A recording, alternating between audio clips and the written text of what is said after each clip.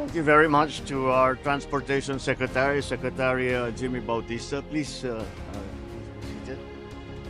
The Commandant of the Philippine Coast Guard, Admiral Ron Hill El Gaban, and officials of the Philippine Coast Guard, distinguished members, the excellencies of the Diplomatic Corps, Ilocos Norte, 1st District Representative Ferdinand Alexander Marcos, and members of the House of Representatives here present, the AFP Chief of Staff, General Romeo Browner, and the other major service commanders, Chief of the Philippine National Police, General Romel Francisco Marbil, and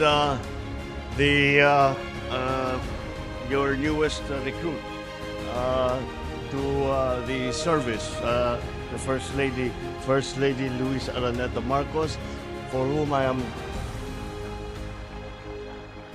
of whom I have become very jealous, because in my entire time in the military, hindi pa ako nakapaglagay ng estrella sa shoulder board ko. Kanya 3 kaagad.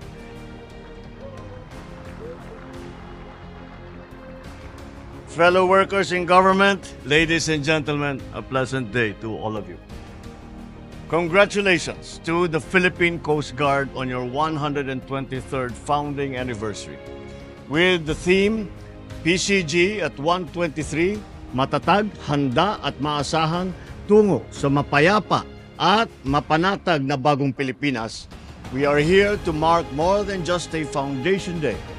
We are also here to honor your legacy for over a century and to recognize the good work that you have done in the past few years in the changing climate, especially in the West Philippine Sea. The story of the Philippine Coast Guard, or PCG, mirrors the tale of our nation. A country defined by its relationship with the sea.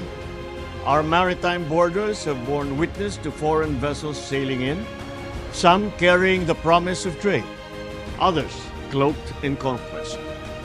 In fact, one of the earliest institutions established by the Americans upon their arrival was a coastal defense force to safeguard our shores from outside threats and to keep an eye on our seas for smugglers and for contraband.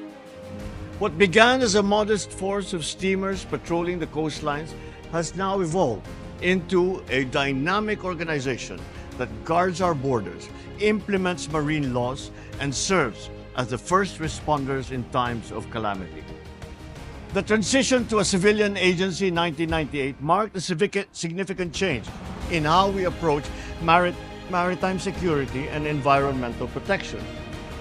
With the shift from a solely military function to a civilian Coast Guard, you have been positioned to engage in broader collaboration with other nations, opening doors to cutting-edge technologies and critical resources that now strengthen your ability to serve with greater competency.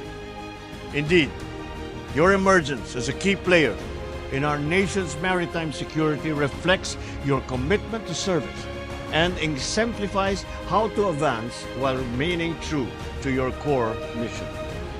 You protect our maritime borders, standing resolute in the face of those who would exploit our resources or threaten our way of life, rescuing our fishermen on the sea when typhoons strike, and ensuring that our seas are not pillaged by illegal poachers.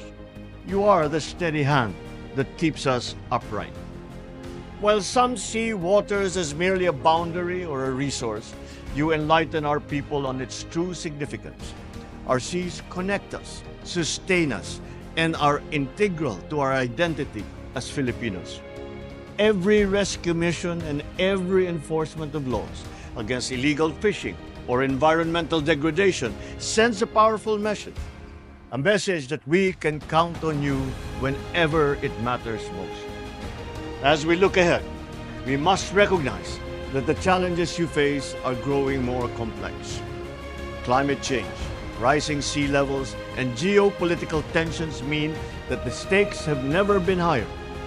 Patrolling a coastline that spans over 37 million kilometers and watching over an exclusive economic zone is no small feat. But to do this, With the added weight of isolation, the dangers of an unpredictable sea, and the constant pressure of protecting our resources, then it becomes more than just a job. It is a responsibility that speaks to the core of what it means to serve this country. You are the vigilant stewards of peace and order upon our seas, ensuring that the rule of law prevails across our waters. In the face of tension, it is your calm resolve that prevents disputes from turning into conflicts, demonstrating to the world that embracing dialogue and cooperation is the true essence of strength. This is manifested as well by our awardees, to whom I express my gratitude and my deepest congratulations.